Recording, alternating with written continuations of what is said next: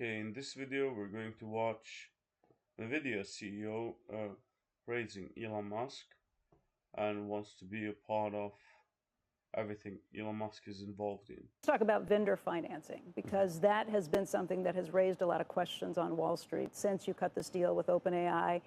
Yesterday, Bloomberg is reporting that you have a $2 billion in financing that you're going to be involved with xAI to help them with these same stories. But this idea of circular financing, your customers can't afford to buy these chips yet, so you're going to help them out with money along the way. That leads some people to think back to what happened with companies during the big buildup like a Lucent or a Nortel in the early days. Is this different, and if so, how? Well, first of all, xAI, I'm super excited about the financing opportunity that they're doing. You know, the only regret I have about xAI, we're an investor already. The only regret I have is I didn't give him more money. You know, almost everything that Elon's part of, you really want to be part of as well. And he gave us the opportunity to invest in xAI. I'm just delighted by that. And so that's an investment into a really great future company, and I'm really excited about that. That's not vendor financing per se. But what's going on in the world versus what happened in 2000 is just dramatically different. You know, back then, as you recall, there were pets.com, hospitals.com, and all of the internet companies combined was, what, $30, $40 billion in size? If you look at the hyperscalers now, that's where the first tranche of AI infrastructure is building. If you look at the AI, the hyperscalers, at about $2.5 trillion of business that's already operating today. That business, that $2.5 trillion business, and the capex that goes underneath that is about, call it $500 billion.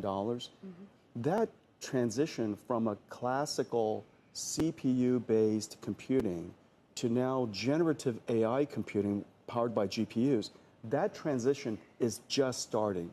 So we've got to build into $500 billion worth of capacity infrastructure that's already naturally growing by itself, and we're in the beginning phases of that. If you just look at Nvidia's AI infrastructure business, you know, call it a couple of $100 billion so far, we're a couple of $100 billion into a multi-trillion-dollar build-out.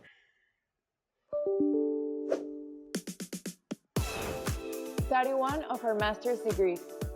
So that's number one. The second part of it that's really unique is that we have a new generation of AI companies. The new AI companies like OpenAI and Anthropic and xAI and companies that are well, you know, Thinking Machine Labs from Mira and Ilya Sutskever's SSI and Misha's company Reflection. And I mean, there's a whole bunch of amazing AI model builders now. This generation of AI model builders, what's happened in the last several months, a transition happened that is really, really important. For the last several years, they've been generating tokens, you know, these AI tokens, basically at a loss. And the reason for that is because the early AI models they were super interesting, really captivated a lot of attention, but they weren't useful enough to pay for. The last several months, it's been very clear that the new technology is now reasoning, it's doing research. Before it answers a question, it goes on the web and studies other PDFs and websites. It can now use tools, generate information for you, and it creates responses that are really useful. I use it every day, to the point where now the tokens are profitable. The question, though, is who is going to continue to pay for that build-out? Is it the big companies like a Procter & Gamble? Is it consumers who are going to do this? I mean, my doctor showed me the AI that he's using, and it's incredibly helpful, but there's still a question about whether he's going to pay for it or the company he works for is going to pay for it. Well, hopefully both. I think there's the consumer part of it. You know, a lot of OpenAI customers are consumers, and they're paying for it. But the thing that's really cool is that the enterprise AI build-out that's happening now, my favorite enterprise AI service is Cursor. Cursor is an AI coder. And every one of our engineers, 100%, is now assisted by AI coders, and our productivity has gone up incredibly. And so you're now seeing enterprise AI companies like Cursor, Open Evidence, I love Lovable. All of these companies are some of the fastest growing companies in the world, and they address enterprise. And so enterprise AI is here. I wonder how you think about, Jensen, the ultimate destination where all this is actually building toward. I don't know, there was a post from David Kahn, he's a Sequoia partner, this week saying, look, AGI is the only thing that can justify the volumes of capital spending right now, artificial general intelligence. At the same time, many of the model builders and experts are pushing out the date where that maybe is going to be achievable. Meantime, you're talking about annual generations of chips. How fast do they depreciate? We're putting all this capital in these data centers that it's just not clear, like, when we get to the end, or is it just a treadmill? We are going to have incredibly profitable and incredibly useful AIs long before AGI. Mm-hmm. And for example, right now, Cursor AI. Yeah. You know, Cursor's AI software coder is incredibly useful. All of our engineers use it. We have some 40,000 engineers. Almost every one of them are going to use it, and they're loving it. And so they're using it instead of something else, presumably, right? So these are displacing things. Yeah, they're not. This is a brand new thing. Yeah. Remember, AI, unlike previous technologies are tools that humans use. Excel is a tool that humans use. A web browser is a tool that humans use. For the very first time, we have technology that can actually use tools by itself. And so Cursor uses, Visual C++, and and now we have Gemini agents that are able to use the browser and browse for groceries or destinations or book travel for you, and it can use tools by itself. So this is really quite an extraordinary thing. This the tool industry is a few $1 trillion. Yeah. Tool user industry is $100 trillion.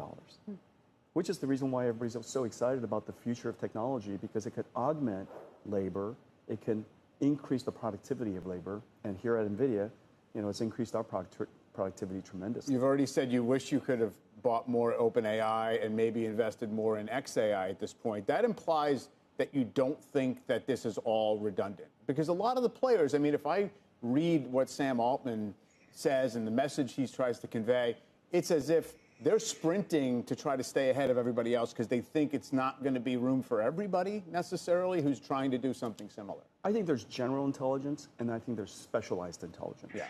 We love when I hire engineers, I like them to be generally intelligent, and that's a great thing. But once they come to NVIDIA, we make them highly specialized intelligent so that they could build things that NVIDIA needs.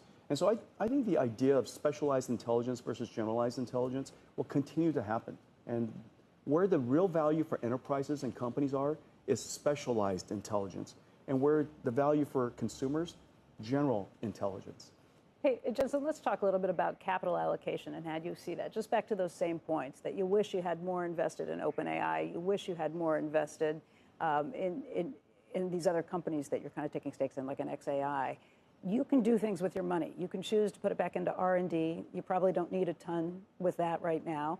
You can choose to build the company. You can choose to make acquisitions. You can choose to give shareholders back big dividends, or you can invest it yourself in other companies. And lately, what we've seen is a lot of investing in other companies. Do you have other deals like that planned in the works? We're always looking for great startups to invest in. One of my favorite ones was CoreWeave. Right. My only regret is I didn't invest Add that to the list. Enough. Yeah. And so in all of these investments that we've made recently, we've made some really terrific investments, and largely my only regret is that we didn't invest more, because these are really special companies, and they're part of our ecosystem, building out the AI infrastructure for the world. And AI is several things. AI is energy, AI is chips, the models, and the applications. And so you could see NVIDIA, and you could look at me working across that entire stack of ecosystems around the world. And we need more energy, we need more chips, we need better models and more models, and we need a lot more applications.